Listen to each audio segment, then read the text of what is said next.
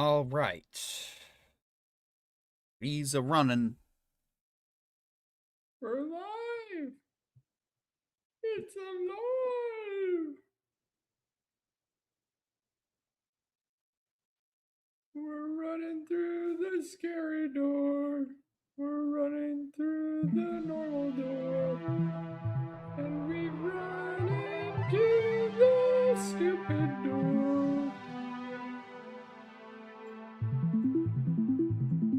The stupid door.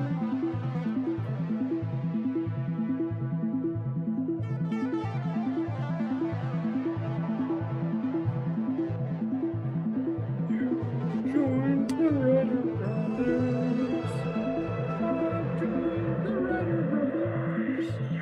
We're riding together in the hopes of creating better work.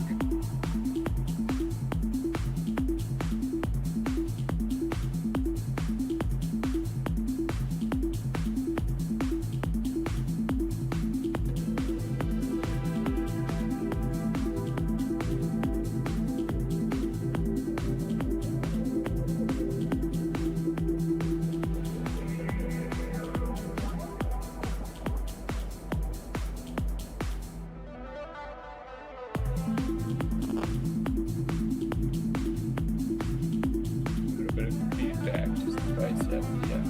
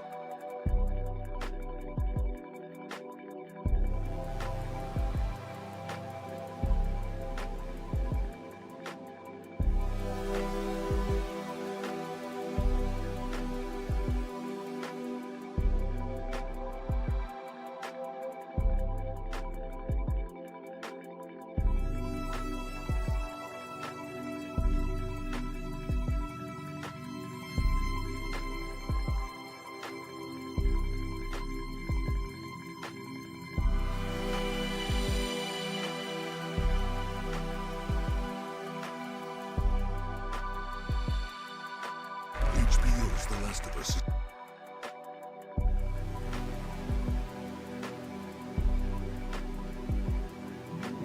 Watching HBO.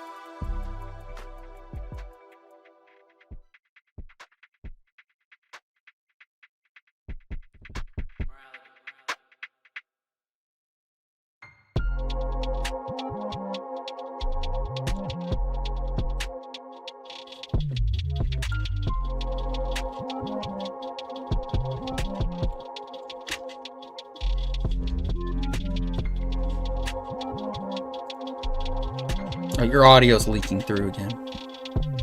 What? That's a personal one.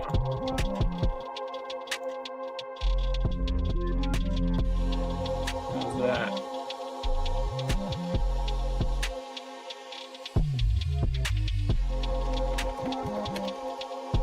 Much better. Yeah.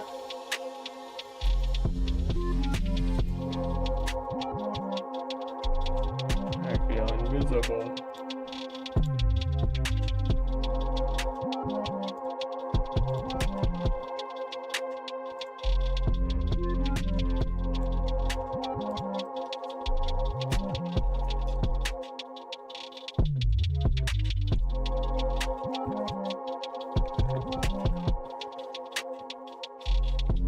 Shit, babe, can I get the stick?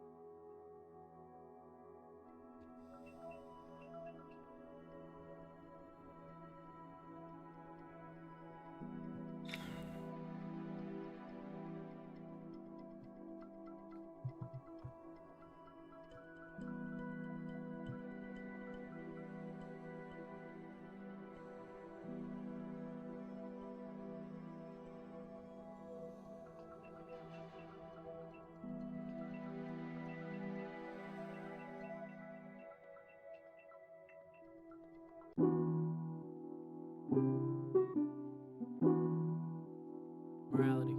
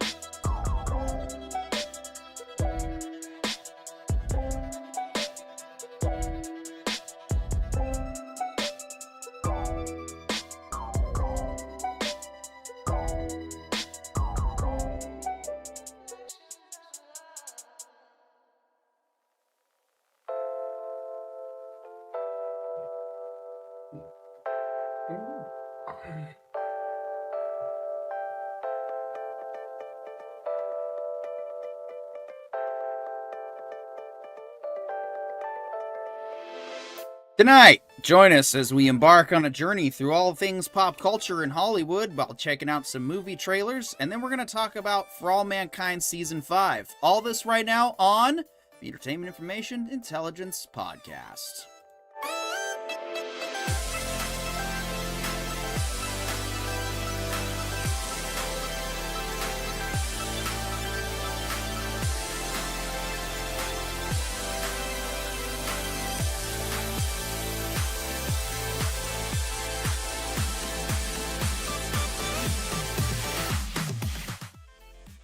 And welcome once again to the end of the podcast.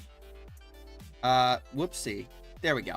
I'm Peter York, joined by the ever so lovely Mr. Pollo Zapatos, while the ever so lovely Mr. Corione is out chasing bad guys, but is apparently here with us in spirit. Please feel better, Corione. We miss you. We missed you last week. We're now missing the Star Wars revival. The Star Wars revival is sleeping another week. So, hopefully we'll be back into that. But I can't bring myself. I can't bring myself to review Star Wars Episode 4. Right now, enough as is, because I feel like you were at 388 subscribers strong, which is not a terrible number. I mean, I don't hate it. I'd love it if we were a little further along than we are. But you know what? Life happens. Chasing your dreams is probably the hardest goal to achieve in life. And, sometimes those dreams can be as easy as getting up and going to get your favorite sandwich. Or, learning your favorite song on a 6-string. What about you, John? What is your dream right now? What today you woke up tomorrow and success has been achieved for Pollo Zapatos. Walk us through a day of goal complete. Dude, I'm gonna be honest, it used to be like really fancy stuff. Like, I always had this dream house and dream cars and a lot of dream stuff. But nowadays, I want to wake up and not owe anybody anything. Right? I just want to... I just don't want to owe anyone money anymore. But, dude, whether you're paying money to friends or paying back parents or paying back loans or paying rent... Or paying survival, yeah, exactly. Or beer. Like, dude, I earn enough money. I earn more money than my dad ever could have imagined at my age. And I feel further in the hole. And according to all of the, stats, I am. I'm like a whole 100,000 short of my actual goals. Well, so, when I say my dreams are simple, what I do mean is that, the white picket fence and the 2.5 kids seems very basic. That seems like a luxury if you're being honest with me. Yeah, because I have one dog and one cat, which is 1/4 person per animal. I've got 2 cats, and them shits are expensive. I've got 2 boys, so yep. I've got my 2, and I am probably now you just need your half kid years away from a house. Yeah, now you just need your half child, and then you can buy your house when you turn 40. No, that's my cat and my dog are my half children. They each count as a quarter, so I have my half. If you want to do us the honor of liking, sharing, subscribing, telling all your friends about the Ryder Brothers so you can make our dreams come true, that's really all we're asking at this point. When the ease of throwing money at us becomes available, we'll make those options, because nobody cares about your Subscribe Star or your Substack. People barely give a shit about Patreon anymore these days. So, yeah, we're going to go to a third-party website, maybe freaking Rumble if we get around to it. But yes, my dream is to one day be able to have at least 1 or 2 more podcasts on this channel regularly, that I can look forward to showing up to and, making this, either my full-time living, part of a living. It is going to be what it needs to be. But also, I've loved the journey so far. It is embracing authenticity before literally anybody else was a risk, but in the end, we don't lie. We give you the honest, quality human content to the best of our ability. Oh, jeez, I had to freaking redo these graphics a little bit. We do our best to give it to you every single day that we can. And, I think without further ado... Oh, no, wait, that is right. It's supposed to be there. Okay. Yeah. Let's get into our pop culture news brief. The Price is Right producer defends Bob Barker after damning E! docuseries Dirty Rotten Scandals. Well, I guess it's a good thing Corione could make it tonight, because if you guys know anything about Corione on this particular show, he's been very vocal about how big of a fan he is not of Bob Barker. The Price is Right producer Roger Dobkowitz. Price is Right producer Roger Dobkowitz, the leading veteran of the show who produced more than 4,650 episodes across 4 decades, is defending the show and its longtime late host Bob Barker in the wake of the damning E! docuseries Dirty Rotten Scandals. Well, if it's so damning, what have you got to defend? Maybe the language in the article is just confusing, but it would seem to me that if the evidence is there... Alright, yeah. 2 episodes of a 6-part series focused on the beloved CBS daytime game show. It featured interviews with former staffers and Barker's beauties, models who allege that in some instances they experienced or witnessed sexual harassment, discrimination, retaliation, racism, or a hostile work environment. Barker, who died in 2023 at 99, long denied any wrongdoing, as did his longtime rep Roger Neal, who released a fresh statement earlier this month when Dirty Rotten Scandals hit the air, calling him beloved then and now. Look, it's no surprise that anyone's going to try and say this. I understand that, people might fear a bit of character assassination, but unfortunately, given the era that Bob was in and where the Me Too movement started to finally gain traction and get a lot of coverage and press, I've got to say that it doesn't really look very good for Bob there in the long run. What do you think so far, John? Well, okay, if you think about it, like you remember hazing in the military, but like most standards, if that got exposed, and it has in the past, it's gotten in a lot of trouble. Correct. So like Bob Barker's from a generation where hazing was only hazing if somebody died. Getting butt raped builds character. Exactly. So I think that like it's really hard to be like, oh man, he should have like atoned for his sins. And it's like, according to him, he didn't. Like he can point to all of the other showrunners that everybody else has already pointed to and been like, I made sure we didn't do that. Oh, did I call somebody fat? I'm not going to apologize for that. Oh, did I hurt somebody's feelings because I said they weren't attractive? I'm not going to apologize for that. Because he's like, I just said some mean words compared to, and see the onslaught of his predecessors. And I think that like that's the part where people are like, why are you doubling down and defending it? He's like, because by everybody else's standards, it wasn't really all that bad. And also like, maybe according to their standards, it wasn't that bad. And that just means they have lower standards than you. And that kind of helps you figure out where your bar is compared to the rest of the world and whether or not you want to hold your bar so high. Like, to me, it's the biggest thing, judge not lest ye be judged. Well, and the thing is, at the same time, like, he's dead. Right. Are we trying to get everybody else to apologize for him? Because that's trying to, like, get people to join your religion when they die. I think that this whole nonsense about apologizing for wrongdoing is in the sense that you should certainly do it if you feel it needs to be done, but I agree with you that it doesn't make any sense and it's not going to mean anything, because that shouldn't necessarily be the point of looking back at somebody like this and exposing the truth. Now, we call ourselves honest quality human content not because we are shipping a brand that we, turn into liars in our spare time. No, I try to be as authentic off the air as I am on the air and try not to be too much of a different person either way. Yeah, there's some projection and hype here. This is a show. But overall, I try to be the same person. Mostly so I can avoid situations like this when people look back on my legacy and find out, oh, well, it wasn't all that bright. And of course, everybody makes mistakes at one point or another. And I think that's honestly what a lot of this needs to be understood as. If there's severe, crimes that were committed, if there was, improprieties like, Epstein class related stuff, that's a whole different conversation.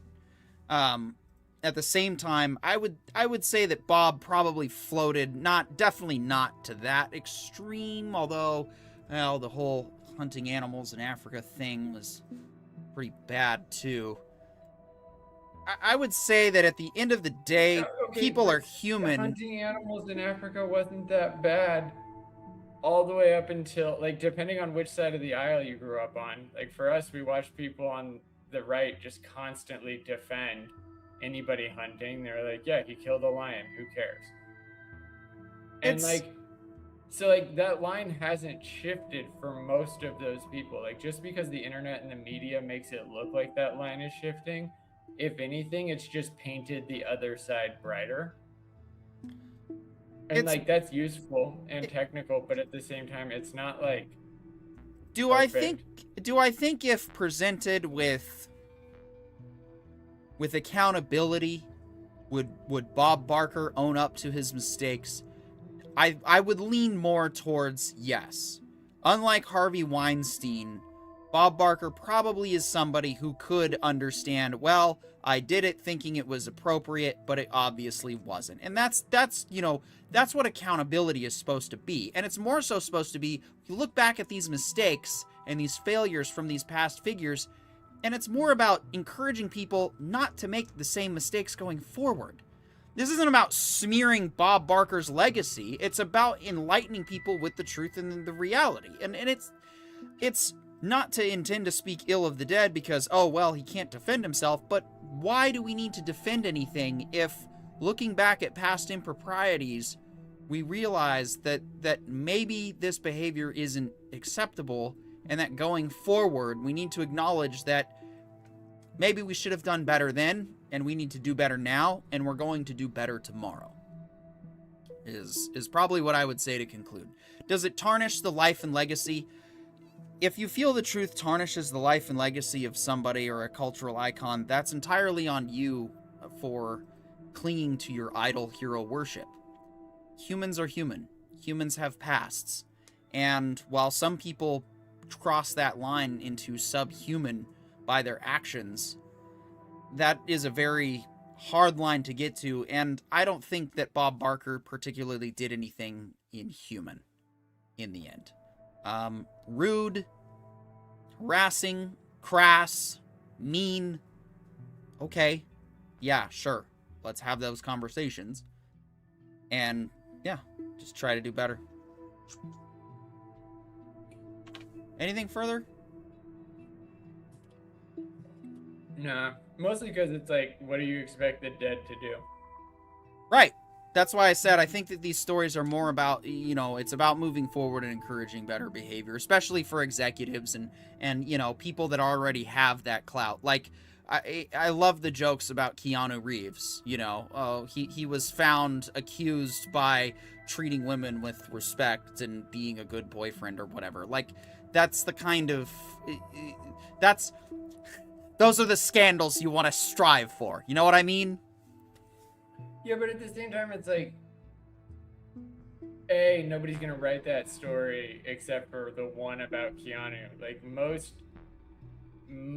journalists to this day, especially like entertainment journalists, like, they are more focused on the salacious and the most damning crimes because that's what people click read on. Like, people don't go to the internet to find out that people are doing better than them. They go to the internet to make sure that they're better than all of their favorite celebrities. At least that's what it's sold to us as. Oh, that's what Like, Entertainment I know a lot Tonight of people was. that just go to the internet for information.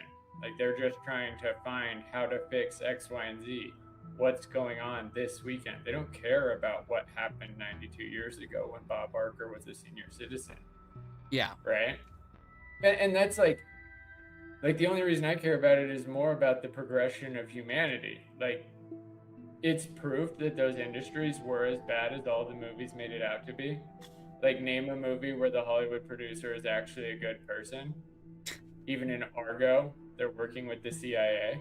It's for a good cause, but there are good people within the CIA. They should just, be for its abolition. Anyway, RAM prices have started to drop, but the crisis is far from over.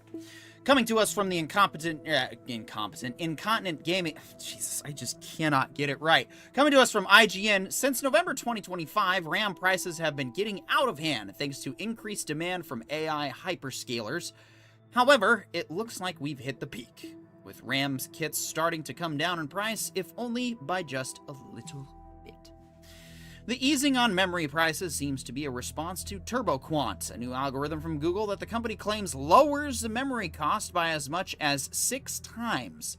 On top of that, OpenAI's problems with raising funding have also contributed to the lowering memory costs, according to a report from The Telegraph. But even if prices will eventually fall back to a normal level, we're not quite there yet. I've been using this 32GB kit of G.Skill Flare X5 DDR5 6000 memory as a sort of bellwether for the RAM market over the last few months. Right now, the memory is sitting at $419 for 32 gigs, which is significantly more expensive than it was at the end of last year. However, according to Camel, that particular kit of RAM peaked at $449 at the end of February. While a $30 drop in price is hardly the relief that of PC gamers are hoping for, us PC gamers wipe our buttholes with $30 bills. As in, building a PC is expensive, although you console tards are about to feel what it's like with those $1,000 premiums coming to the new Xbox and PS6. Price is hardly the relief that PC gamers are hoping for. It is movement in the right direction. I've been told by analysts like More, Insights, and Strategies and Shelsag that the RAM crisis would last into or through 2027, and the recent plateau in memory costs doesn't exactly disprove that. But it does show that RAM is starting to inch back down in price, even if it wasn't in time to stop the PS5 and PS5 Pro from getting yet another price increase. Oof. So yeah, RAM's expensive. John, your thoughts?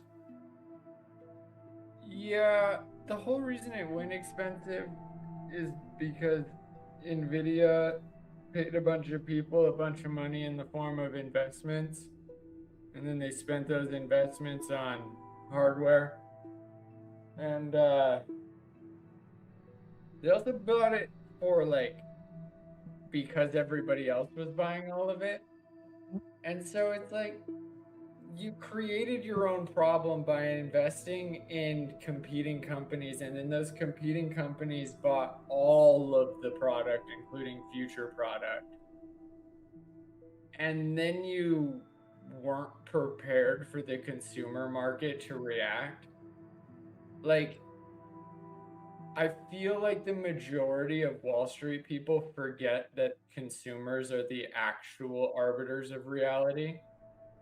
Government obviously forgot that, and they're learning that. They're learning very quickly how fast the market will shift when they make these wild and catastrophic decisions. They legitimately thought nobody cared. Oops. And I think the exact same thing happened to NVIDIA. They became a $5 trillion company or a $2 trillion company, something like that. I can't remember the exact number. But they're now oh my goodness, our entire world can shift at our whim. Let's see what happens when we open the bags of wind. And it's God damn, there are so many books, movies, video games, general videos on YouTube that explain that type of arrogance and hubris and how to wield it with wisdom. Yeah. Which is what we're here for. All right. And with that, there's so many writing things you can compare. By the power of Grayskull, Masters of the Universe live action is gonna bomb. Trailer reveals Jared Leto, which is basically Cinema Poison, as Skeletor. Or, sorry, who's basically Cinema Poison? I mean, at least he's not on the Epstein files. Let's take a look. Or maybe this is Jared Leto's comeback. Doubt it, though. I know most of you don't remember me, but I know all of you.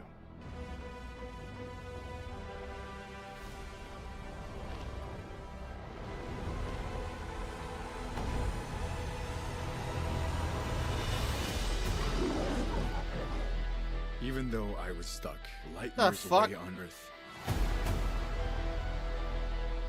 I never stopped trying to get back home.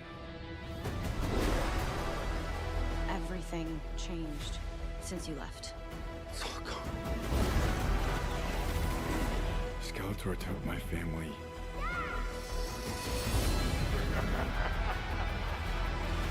And he destroyed our world.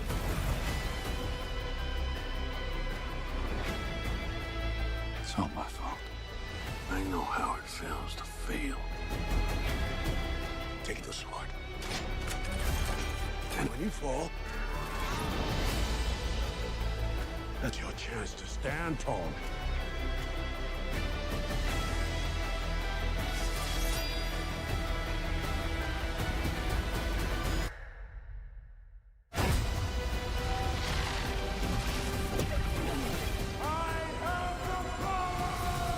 Yeah, now I don't have to go to the movie.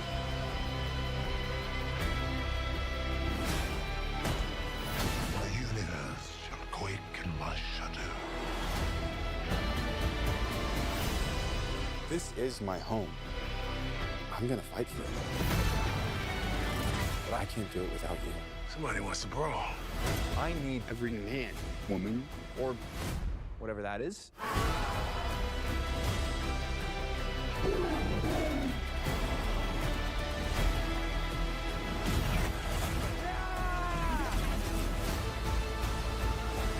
You may have the power, but you're too scared to use it. Trust me, I know how to use it.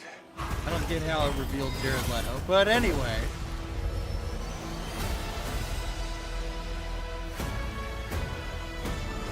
You tell everyone that you're from another planet. It just makes you sound a little very crazy.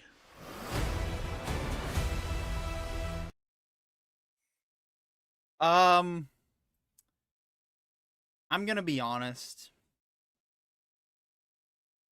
That looked really fucking cool. I'm gonna go see that. Probably here in the Key West Theater. I mean, that just, dude, what a freaking awesome looking movie. Like, I was not expecting anything. I was definitely looking to rip into that, and yet I think I'm gonna go sit in the movie with some popcorn and a little bit of smoke and beer, and gonna have a great time with that film. What do you think, John? Yeah, no, honestly, I didn't like the cartoon because it always felt like the TV Shit. was scratching. Like, even though, like, it technically wasn't, it was more like the music choice and it was techno barble or whatever. Like, every time they yelled, it broke the speakers and messed with it. And, I Have the Power was yelled in every episode. Right. And I like that he said the Like, thing in the I really trailer, so wanna now I see might it. not have to go to the movie at all, you know?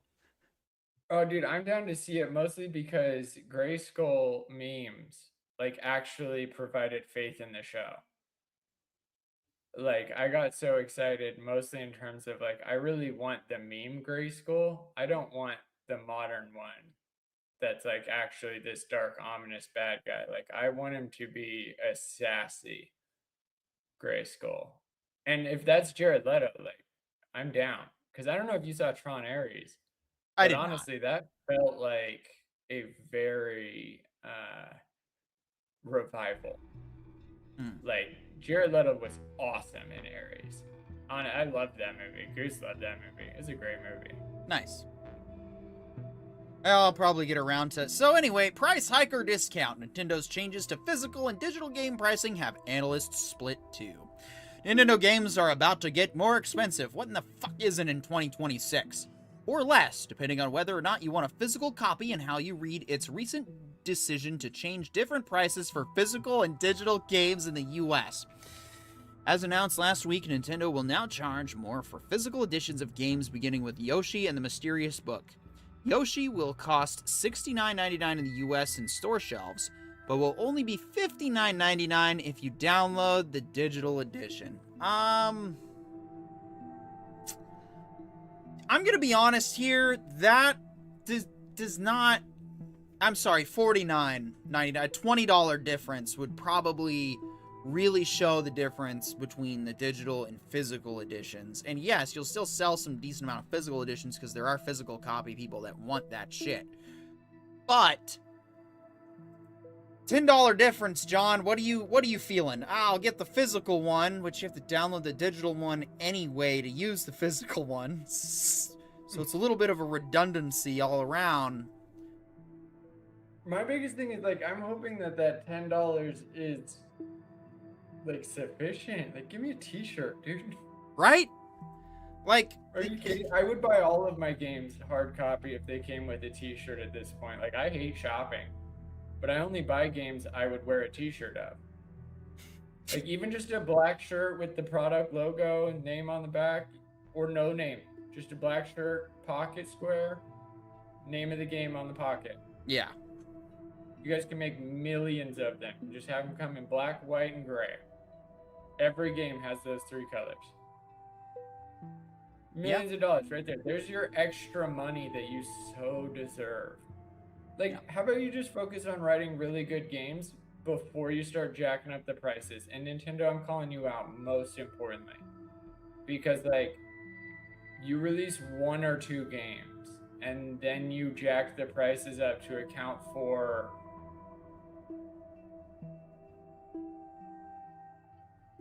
Like, I don't know. I don't know why you jacked the prices up. There was very little justification other than the fact that, like, you oversold your market and you haven't been able to produce more games that can sell for more money, which I don't get, because it feels like there are thousands and thousands of games being produced every day.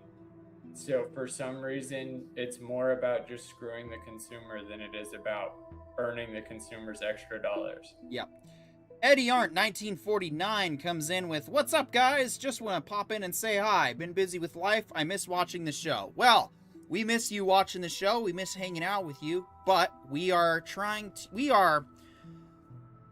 further establishing our Tuesday night consistency more consistently. Lazy Summer will take place, but it'll probably only be Pollo Zapatos and Corion participating this year. I'm probably going to be showing up every Tuesday, probably for, honestly, the foreseeable future. Something's got to be here, even if it's just a 30-minute podcast. But hey, we got all of our shows on demand. We are just now getting into our, we'll be starting our For All Mankind Season 5 discussion. So we're still here for you, and I feel your pain, man. I want to be there for a lot of my other friends and content creators that I've been able to show up for a little bit before, and life's been kicking my balls too, so we just gotta keep hunkering down, keep pushing forward. As my good buddy slash boss and slash owner of the Tiki House likes to say, we gotta keep working every day so we can get to that point where we never have to work another day in our lives. And you know what's awesome is he doesn't just say that for himself, he says it because that's the life he wants us employees to have alongside with him. So that's it's a lofty goal, but you know what? That's why we're here on the podcast. That's why I'm learning the 6th string. That's why I'm kicking ass and shopping and, standing security on Duval Street on the 200 block 2 nights a week. So, yeah. As the Futurama thing says, you got to do what you got to do. All right, turning now to a story that debuted on our first ever 15-second information intelligence podcast, something we will for sure be doing next week, and the 3-minute version will also come back too. We're just gonna have a bunch of 15-second ones as well, because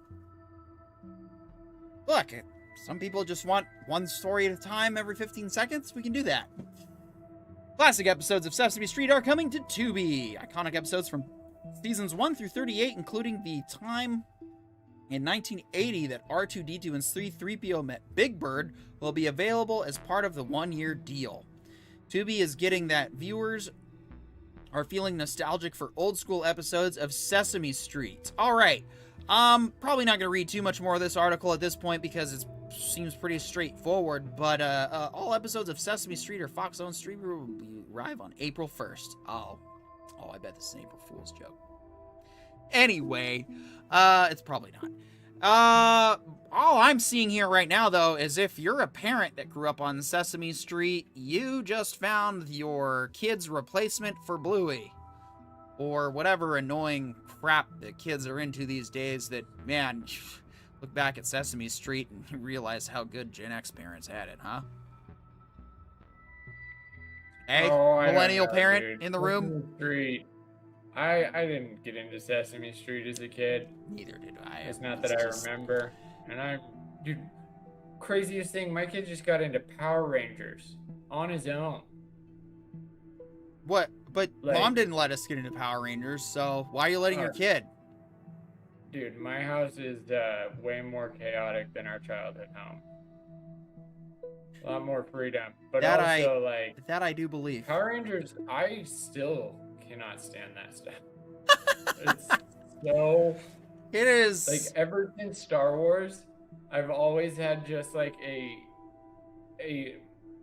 personal aggression towards bad acting or overacting and bad practical effects. So like I was telling my family, like I can't do ninja dust. It bothers me so much in the Power Rangers when the dust just explodes around them. I'm like, come on, guys. There's so much you can do. And I get it. He's watching the old stuff, the new stuff. I doubt it's better. And then we straight up, my wife and I were like, dude, look at this freaking action figure fighting an action figure of Godzilla. And our son goes, that's not an action figure. That's their armor. It's a real body armor. And then we watch it transform and it literally looks like the plastic transformer. And I'm just like, I'm not going to argue with a 5-year-old because...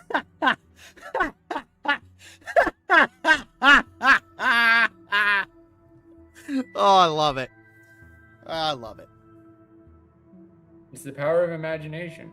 It's real, dude. I mean, Star Wars is also real. New Supergirl trailer shows off a lot more of Jason Momoa's Lobo, reveals a call from a concerned Superman, and sees Crypto, the Superdog, in dire straits. We gotta move these color TVs. Oh, wait, no, that's kind of dire straits. Anyway, let's check out the trailer.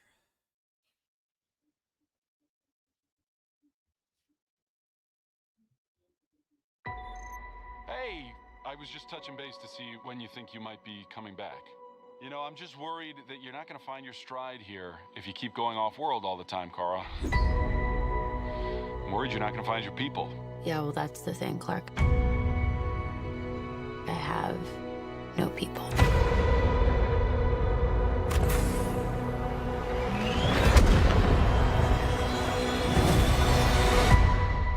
Oh, miss wherever you are, buddy.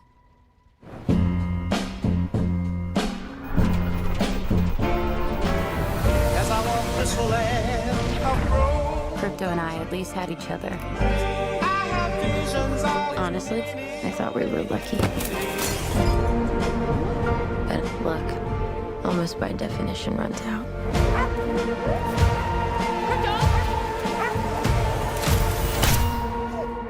What can I do? The brigands carry the antidote on that person. He has 3 days.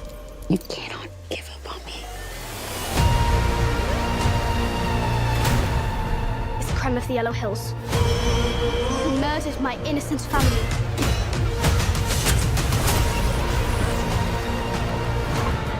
Just do what I say.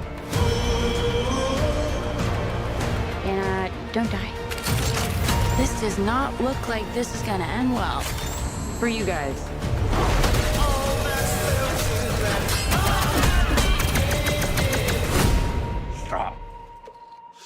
You're hurting my head.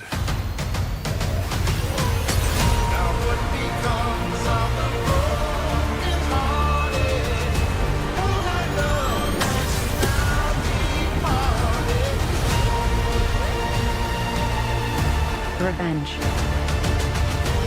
It won't take your pain away.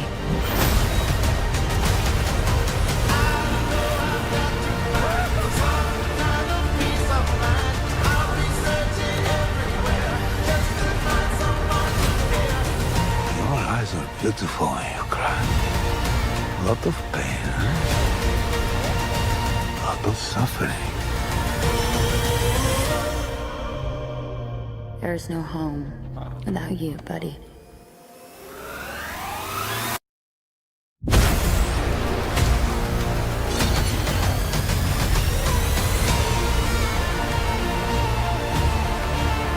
Aren't you the ditz from that dive bar? Funny. That's what I've been calling you. Touche.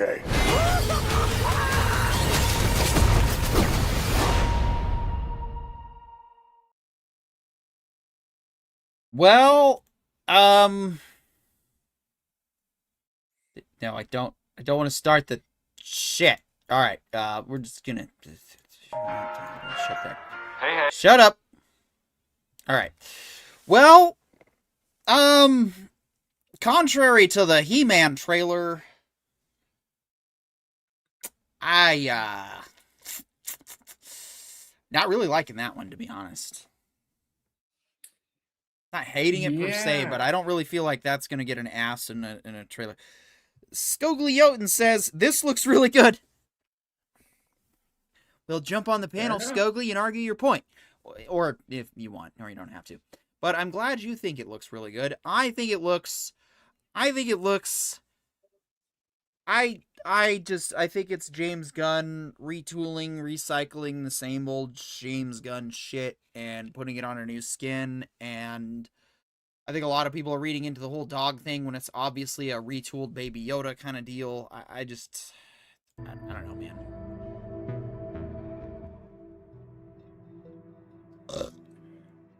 Dude, I think it's more than anything, it's like Superman without the Superman, but trying to get the Superman. Which I give credit for there. It's doing a decent job of showing me that this trailer has me a bit more inspired and a bit more confidence that it could be good versus the last trailer. But I'm still just like, with this movie, like, I might just wait for a streaming on that one. I don't know. Like, I'm a huge Superman fan. I don't really care that much about Supergirl because it felt like she got to skip a lot of the Superman, like, philosophy. I like Superman, not Superman. Well, she's just trying to learn how to be, like, the difference between an alien and, like, a human. Because she has to talk to Superman about it. Because, like, for her, she already learned how to be a human by Kryptonian standards, and then woke up and was a superhero. It's this, like, it was the 13 going on 30 story, right? And that's fun, but that's not the story they tell us. Yeah. Like, that's what bothers me so much about their, like, the modern version of Supergirl is, like, she just seems way more depressed than a kid who woke up with superpowers. Yeah. Which is her story, is like, because in Krypton, they don't have superpowers. On Krypton, they were just people. But because of the way she was in orbit or whatever the story could be, like, literally, you could have it, the reason why Superman found her is that she's been in a near-Earth orbit in cryostasis. And now Superman wakes her up and she's, like, you know, learning that her family and the entire Krypton died. But, like, while also being a superhero, it's kind of distracting. Like, I feel like the amount of emotional distraction is just too much. It's too watering down human emotions down to this thing that, like, they're overpowering. Most people can't even get out of bed in the day. And it's like, no, most studies show that it's about 10%, maybe 20%. Depending on the election cycle. Skogly writes in, 80% of people that are like, my emotions don't hold me down. Yeah, they ruin my day sometimes. But like 99%, it's average. yeah. Skogly writes in, that specific comic book that they are adopting from is actually very highly regarded. She's actually older than Superman. Superman grew up on Earth, but she basically just woke up. Her family died basically yesterday from her perspective. So it's... Again, but she also woke up with superpowers. Like, I do get the being sad, but I feel like anime handles the sadness mixed with superpowers storylines so much better than modern, like, live-action comic books. Like, I would even say the comic book probably made it make sense. Where she's like, yeah, I'm really sad, but also, did you see me throw that car? That was crazy. And also, did you see these cars? Where we're from, we don't have cars. We have... And you get to invent something cool that you can put on in CGI. Do a little flashback to Krypton when she was going to school. And she, like, teleported there. Or she, you know, rode a scooter that portaled her there. What are Jetsons style world? Like, you can make that a thing because nobody else has. But instead, you're more focused on doing what every teen drama does, which is soak the drama out of everything. And you're missing all of the excitement of comic books. Like, the thing people loved about comic books was that they were supers, doing super things, while also being kind of people. Yeah. Fallout Season 2 reaches 83 million viewers worldwide, Amazon says. Well, for woke garbage, that's pretty damn good. The second season of Fallout amassed a widespread global audience.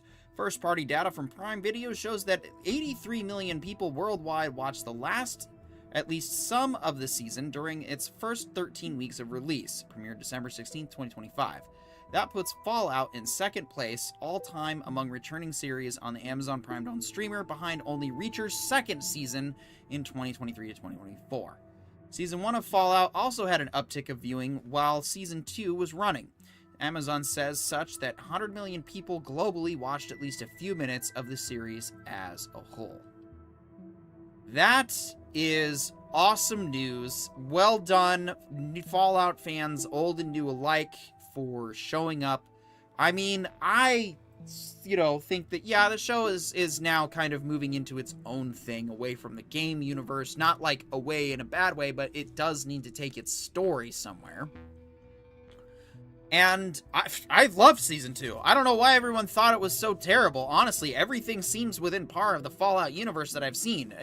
Most of what people complain about, it just seems to be based on the show not following through on a universe based on fan theories. Your assessment, Pollo Zapatos. Dude, I thought Season 2 was better than Season 1 because it skipped over a lot of the vault stuff.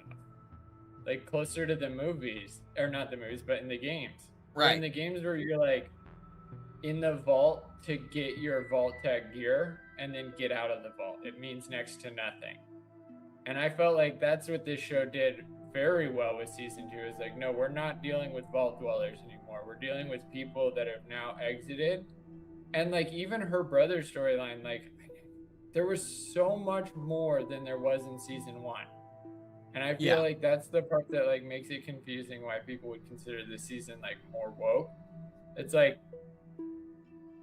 she didn't win.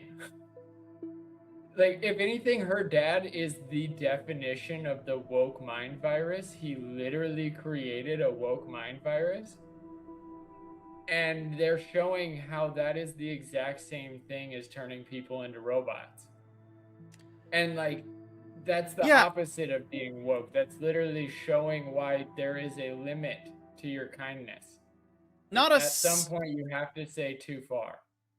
Not a single, the show Fallout is brilliant because it does not play good guys versus bad guys.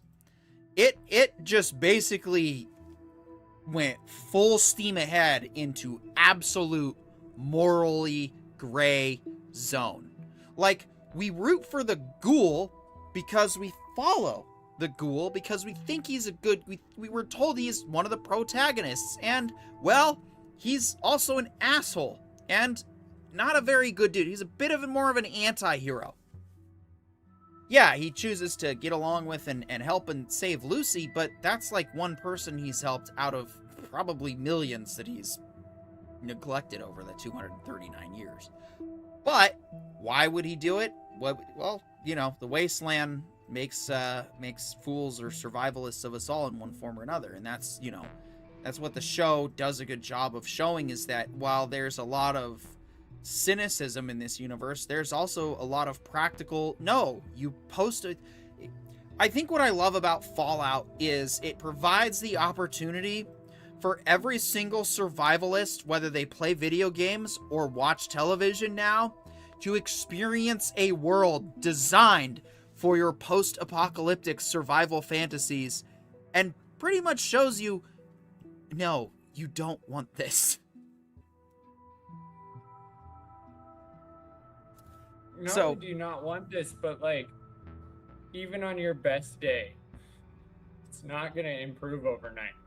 Like, that's one of my least favorite things about survival games, is you can spend hours building this super sick base, but then as soon as you go back out into the regular world that hasn't been touched by you, it's like, oh yeah, we're still in the dinosaur times. Oh yeah, we're still in space. Like, there isn't other bases being built simultaneously. There isn't innovation anywhere. You don't like stumble upon a tribe that has 10x the better weapons than you. Like, once you max level,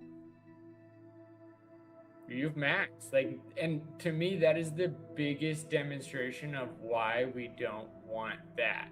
Because every time we resort back to anarchy and survival, we result in a stagnation in technological development that just, it at this point, it feels so obvious that the only reason anybody is doing it is because they're bored, and they think for some reason anarchy is where innovation comes from. No, boredom is where innovation comes from. Free time is where innovation comes from.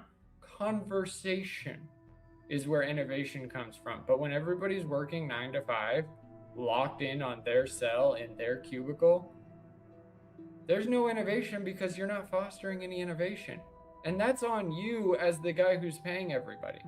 You can schedule an innovation hour where every hour or every office for 1 hour a day, everybody just sits in a room and talks. At first, you'll just have people goofing. But after a while, people will start doing stuff because they're bored with their hour. They want to spend that hour actually innovating. Yep. It's investing in the future and investing in potential. It seems scary, except that's what happened to you, Mr. Boss Man. Like, somebody invested in you and you proved them right. So, like, if you collect good workers, then you can invest in good workers and take some risks on their time. Avatar: The Last Airbender Season 2 will premiere on Netflix in June 2026. So, if you like Avatar the live-action retelling, which I kind of enjoyed it for what it was, then you're probably going to enjoy Season 2. I don't know, we'll see. Netflix announced Tuesday that Season 2 of their live-action Avatar series will premiere on June 25th, 2026. In Season 2, after a bittersweet victory saving the Northern Water Tribe from the invading Fire Nation, Avatar Aang, Katara, Sokka regroup and set off on a mission to convince the elusive Earth King to aid in their battle against the fearsome Fire Lord Ozai, according to the official plot synopsis. Netflix also released this behind-the-scenes video on the making of Avatar Airbender Season 2, which we will not watch at this moment. The behind-the-scenes footage showcases the cast, including new co-star Miyako as Earthbender Toph Baifong, filming stunts and training, as well as new locations such as Ba Sing Se, the capital of the Earth Kingdom. Definitely going to take a quick look at these pictures. Alright, so far that's a pretty good casting of Toph.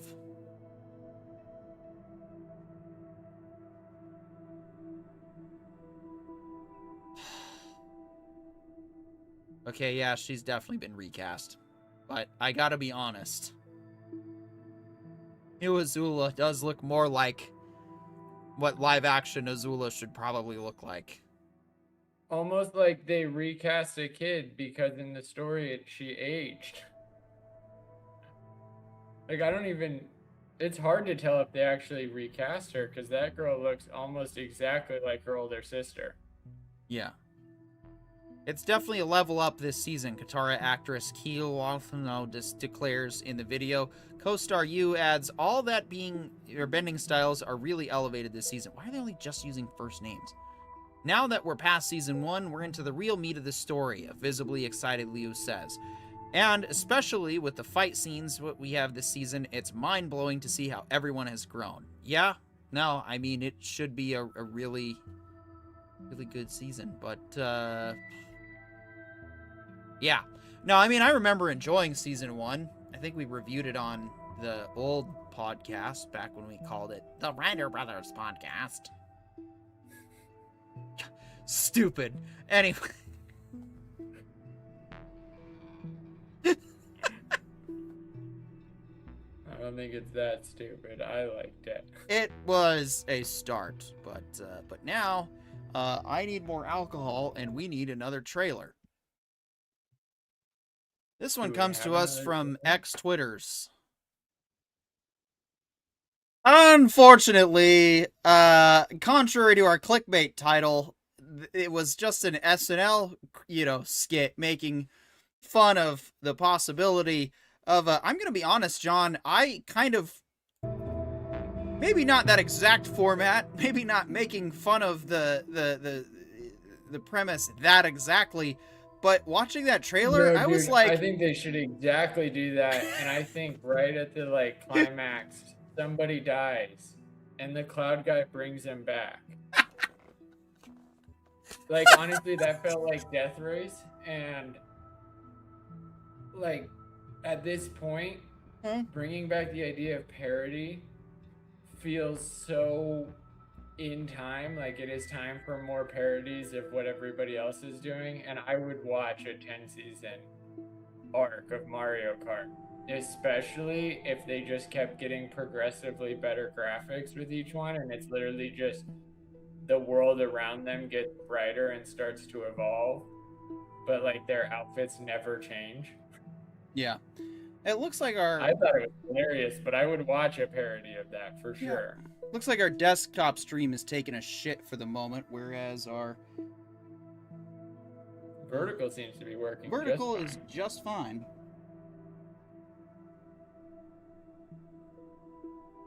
So, if you're on the horizontal and need to switch to vertical, now would probably be the time, because it looks like stream suspended for policy violations. Yeah, not really sure which ones, unless the parody trailer of somebody else's intellectual property is somehow protected by copyright, which massive LOL on that one overall. But yes, moving on now to the next thing. That was also, of course, a way to segue to the Super Mario Galaxy movie first reactions. I have not made it to the theater to see the new Mario film. This is, of course, the follow-up to the 2023 movie.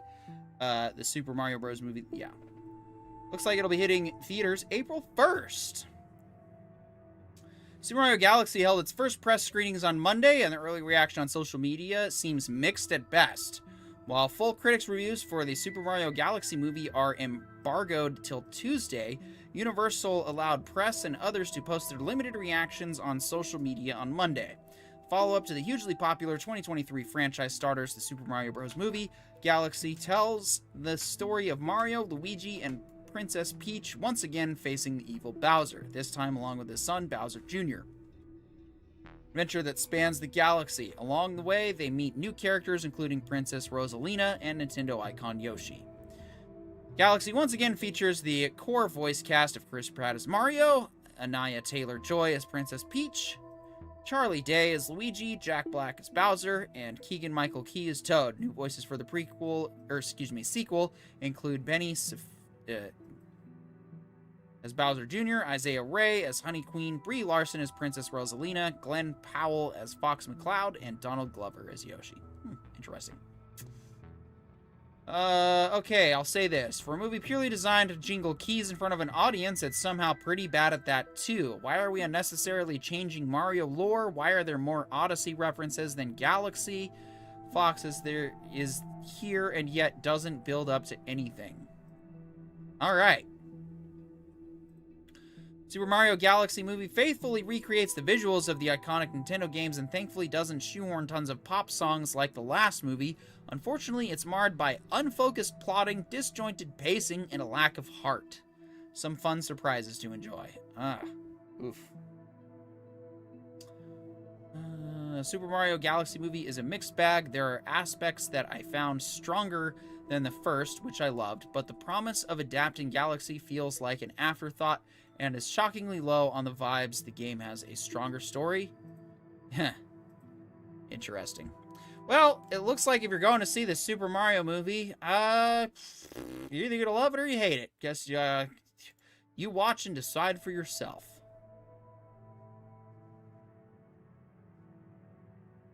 And it looks like our horizontal stream is back up and operational. All right. Are you ready, John? It is time. Ready. It is time. It is time. Warning. You are entering a dangerous area where intelligence goes to die and logic and reason commit suicide on a daily basis. You're entering a place where horrible things and stupid ideas are praised and intelligence is laughed at and murdered in the streets. You are entering the stupid sphere.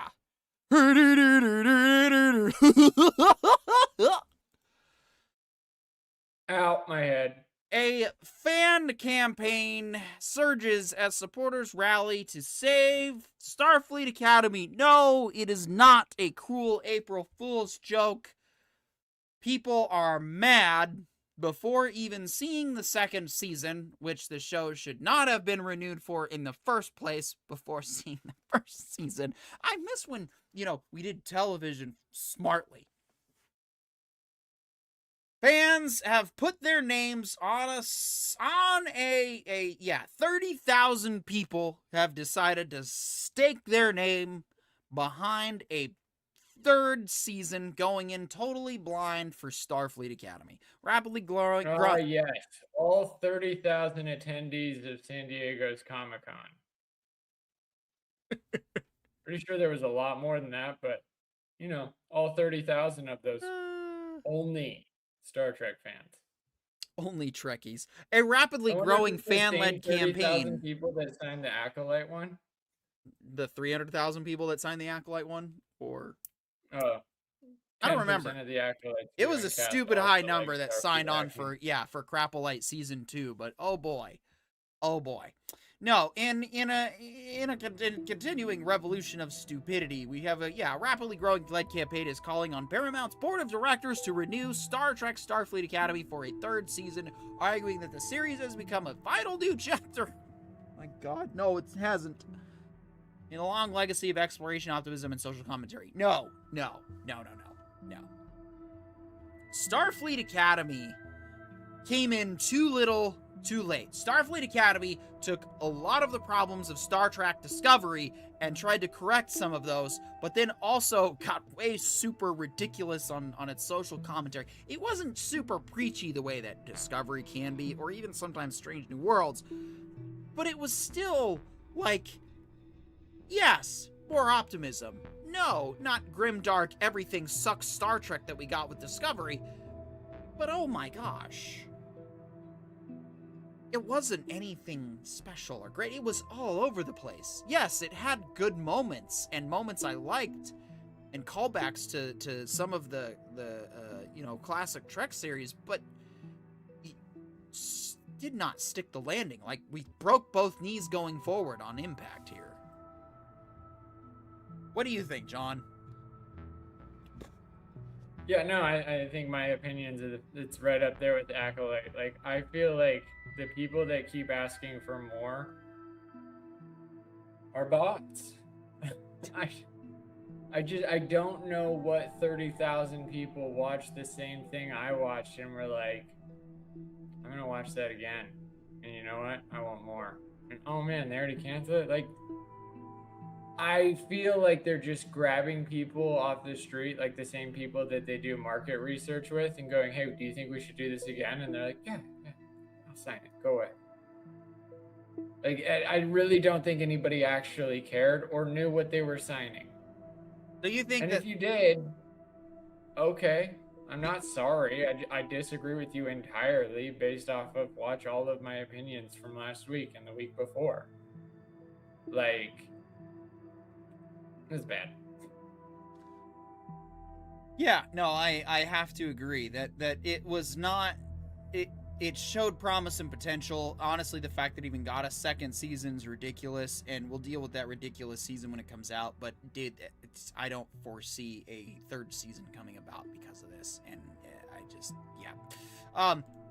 Continuing our wave of Trek stupidity, Project Hail Mary author Andy Weir apologizes for criticizing Paramount Plus Star Trek shows. So, walking back his comments about what Kurtzman shows he liked and which ones he didn't like, Andy Weir has, you know, that's the thing. I'm inspired to not walk back any of my criticism of Starfleet Academy or Kurtzman Trek that I have levied at this point. What about you, John? Yeah, I really want to apologize for...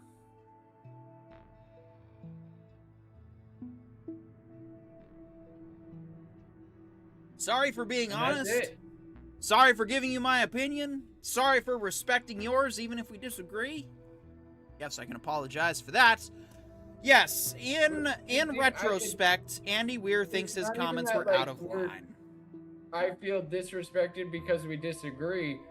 To me, it's more like, I don't understand what your metrics of good are. Because, like, you got canceled because you didn't retain audience.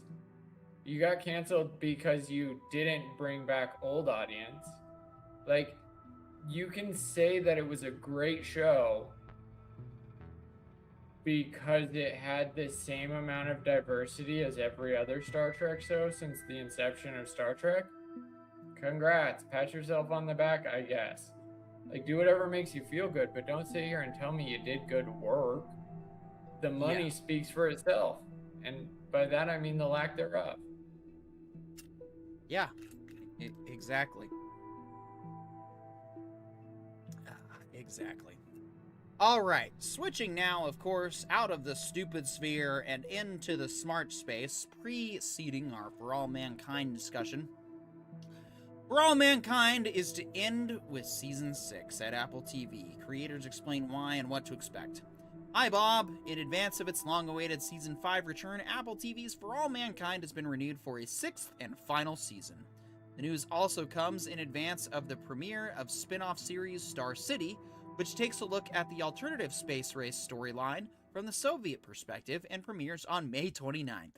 Oh yeah, we finished Season 5 of this show right into Star City. News means For All Mankind will be able to complete its expansive storyline as originally envisioned by creators Ronald D. Moore, Matt Wolpart, and Ben Nadivi. A rarity in the often quick cancel culture of TV, For All Mankind launched on November 1st, 2019, the same day as Apple TV's The Morning Show, making both series the streamer's longest-running series. Getting to explore the For All Mankind universe over 6 seasons has been an amazing privilege, and we're thrilled to have the opportunity to finish the storyline the way we've always hoped, said Wolpart and Nedvy in a joint statement, or Nadivi. We're incredibly proud of what this series has become, and grateful to Apple TV and Sony Pictures Television for helping us see it through to its final chapter. For All Mankind has earned rave reviews and awards recognition for its unique storytelling, unfurling an history of the U.S., the space race, and even the globe as it ponders how life might be different had the Soviet Union made it to the moon first. Perhaps the Cold War would have forced the U.S. to double down, spending more money and resources to then build a moon base first. Along the way, the Soviets and the Americans would try to outdo each other, leading to other advances in technology and perhaps quicker social change, like the passage of Equal Rights Amendment. From being one of the first Apple originals to launch on Apple TV in 2019, For All Mankind has remained an innovative, epic sci-fi series that has enthralled fans season after season. Apple TV programming head Matt Chernis said in a statement, as one of Apple TV's most enduring and celebrated series, it has delivered time and again because of the extraordinary artistry of visionary storytellers Ron, Matt, and Ben, along with our partners at Sony. And we can't wait for people to experience how this story comes to its exhilarating conclusion with the final season debuts next year. Season 5 has returned this week, which of course we watched. Yeah.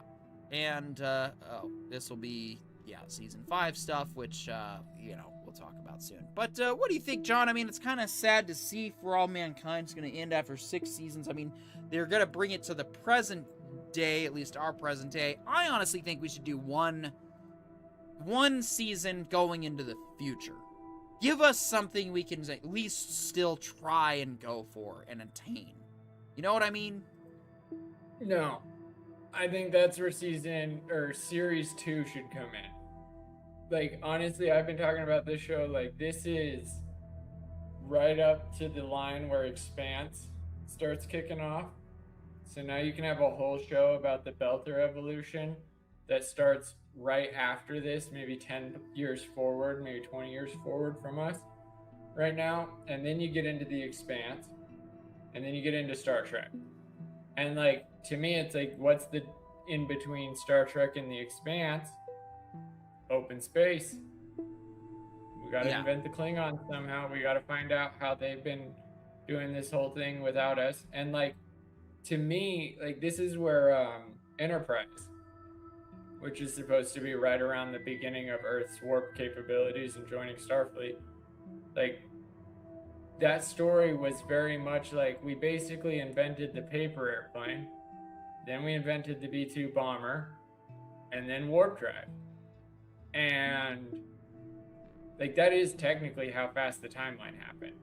But it was so missing so many other things. Like, I do feel like the Expanse to Mars, the idea of trying to populate other parts of our solar system alone just to create a highway that we can then use to go to other solar systems.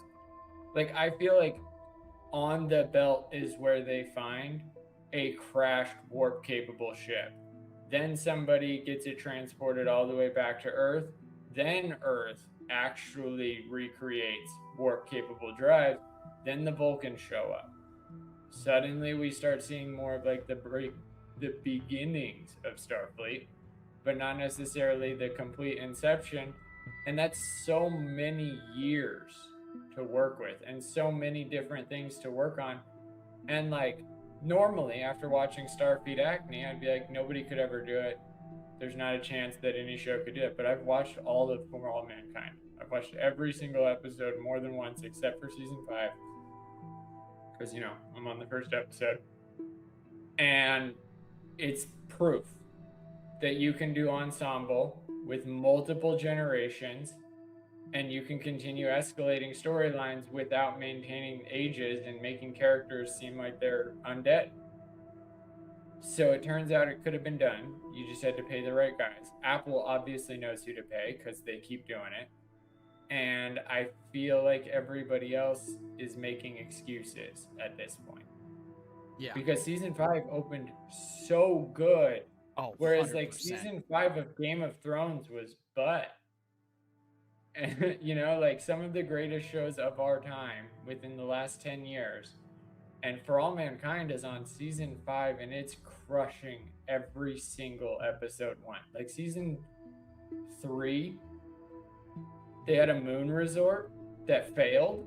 And it's like, oh, that's why we don't have moon resorts. Interesting. Like just those levels of like effort into writing, but also choreographing the timeline. It is amazing. It's everything I've been looking for in TV. I want more of it. Right. Yeah, no, I mean, I will say season 2 is still the strongest in my opinion. Season 4 was definitely a return to that kind of tension and just drama. Season 3 I thought was still good. Like, there's no bad seasons of this show. and I mean, the first season is just special for what it is. So yeah, we can end with this season. That's fine. We can also end, with, I think we could realistically get a 7th. I will say it's, oh man, talk about, something that you never really realize how much you could attach yourself to a character in a show until you've basically watched them grow old. And I mean, here we are, we first met Ed Baldwin, sitting at a bar angrily watching the Soviets land on the moon first, and wishing that, he had done the landing himself, or maybe he shouldn't. He's conflicted back and forth on that, and then that whole motivation there was just brilliant. But it's like, now here he is, obviously approaching the end of the line as an old man, and everything we've seen him do, everything we've seen him go through, and everything we've seen him suffer, and I mean, it's just like it's one of those situations where you get so locked into main character syndrome, and with this show, that our boy ain't gonna be in season 6, and that's like really just hard to want to have to accept, but it's like, that's life. We get old, and this show does a very good job of giving you an opportunity to, I guess, experience human mortality without having to get there right away. And that's what's really cool about a show like this, jumping through the eras, watching characters actually go through life and, reach the end of the line. Whereas, we've literally watched Ed over the last 50 years of his life. And it's been an incredible journey. But as you said, there are more characters, of course, and what did you think? I think you're absolutely right. Like, not only have we watched Ed just exist, but like every hero that we've loved forever does still have to fight mortality. And I think it's crazy how this is one of the few shows where like Ed is the definition of fighting mortality.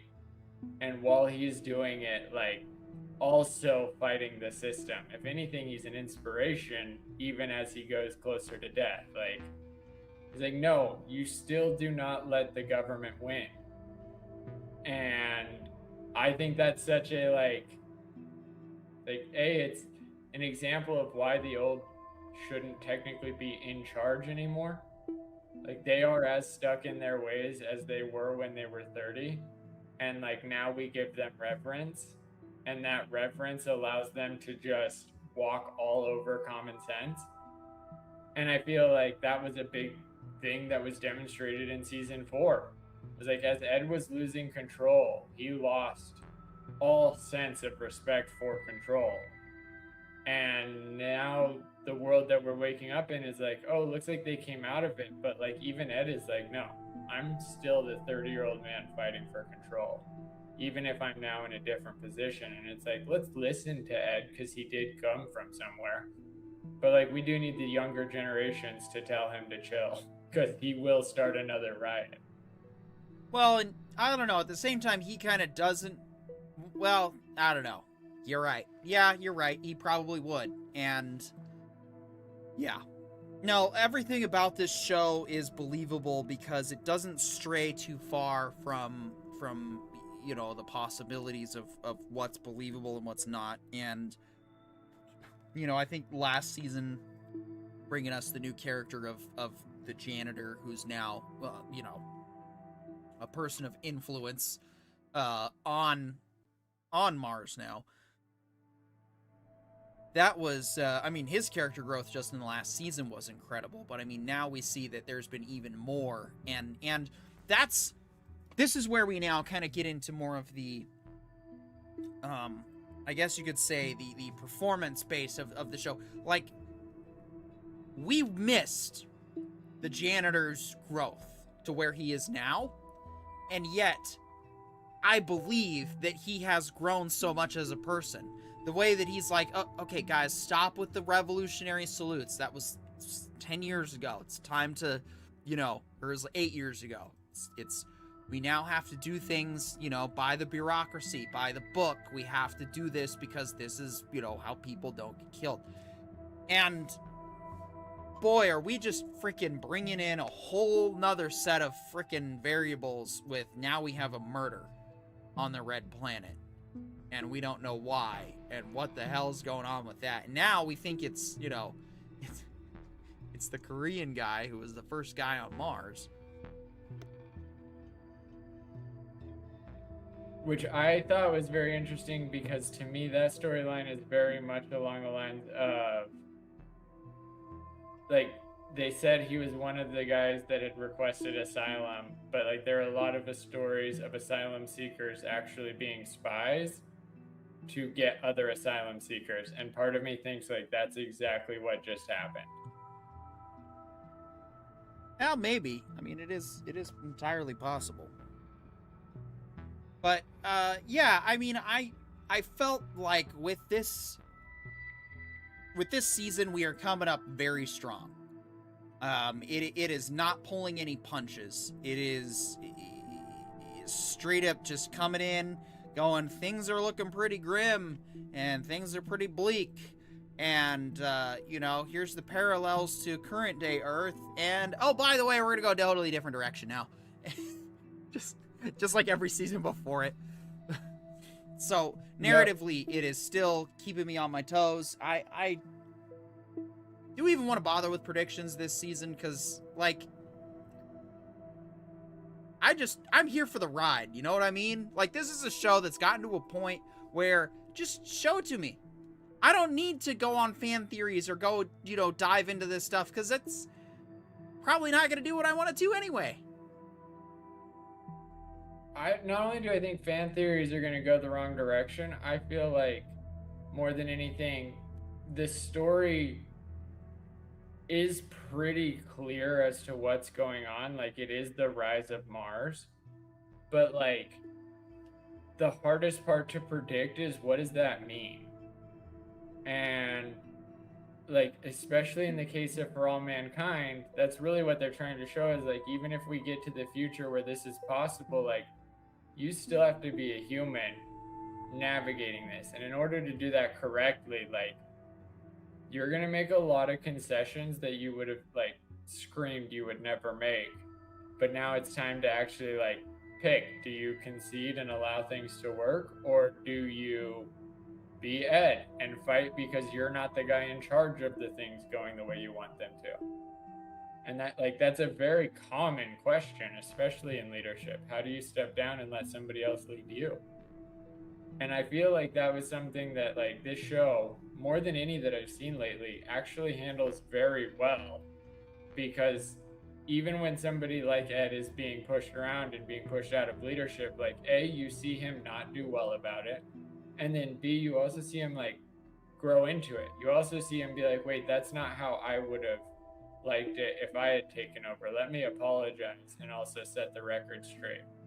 Like, those are very human things, and I feel like most shows try to skip over it because they don't want your heroes to look bad. And sometimes they do. Like, sometimes your heroes make mistakes, and that's how you learn that no hero is perfect. That's how you learn that every hero is a human. And from there, you can actually learn how to be a better hero yourself. Because you watch somebody else fail that you look up to, and then you follow in their footsteps of success. And you can skip the failure because you watched them make mistakes that you choose not to make because you were listening and you were paying attention. Like, that's the beauty of storytelling, is we can learn from other people's failures without ever having to worry about their risks. But it's up to you to actually listen. And I think that's something this show demonstrates, is not everybody is listening correctly. Not everybody is paying attention. Even the people that are actively participating don't exactly know everything, and they don't actually know if they're making the right decisions every time. And I think that's huge. Like, A, I don't think I can name another show that's done that recently, but B, like, that's something we all need to hear. and we all need to see that, like, it's on us to be better regardless of what our favorite people are doing. Like, we can't stoop to a lower level, because then the bar gets lowered with us. Yeah. So honestly, I think this season's gonna be. I'm hoping for another banger. I'm hoping for it being a hard one to contend with season 2, season 4. It's already off to a very strong start. So I absolutely love where it's got me hooked again. I mean, this is one of the greatest shows ever made. It is definitely a strong spiritual prequel to Star Trek. I mean, it definitely could also work for The Expanse, but it's also got the Star Trek elements there, which, I mean, what would you expect? Ronald D. Moore, was a writer for Star Trek, wrote a lot of DS9, so yeah. Any last thoughts, John? Any final things to say, or I think we've pretty much suddenly hit the end of the line. Pretty much sums it up. Please don't forget to join us next week. We are going to attempt once again to get into part 4 of our Star Wars revival. We also pretty much ran out of time tonight anyway, so it works out. But yes, we don't want to do that one without Corione, let alone, it's bad enough I want to have to do it with 388 subscribers, which it's fine. You guys are all worthy. It's just, it might break our 5-year rule if it comes up to having to review it again sooner for whatever reason. But for now, we're going to be talking about it next week. We're going to be talking about our pop culture. We're going to be talking about everything else that's going on. Simon Dust 6453 says, "Peekaboo, hey Simon, good to see you right at the end of the world, or end of the show." So yeah, thanks of course to our sponsors, Simon Dusk 64, Eddie Arndt, checking in, as well as Skogli Jotun. Thank you guys for your comments, your likes, shares, your subscribes. This is what keeps our dreams coming true and making things happen. We'll be back next week, and we'll see you then. Good night.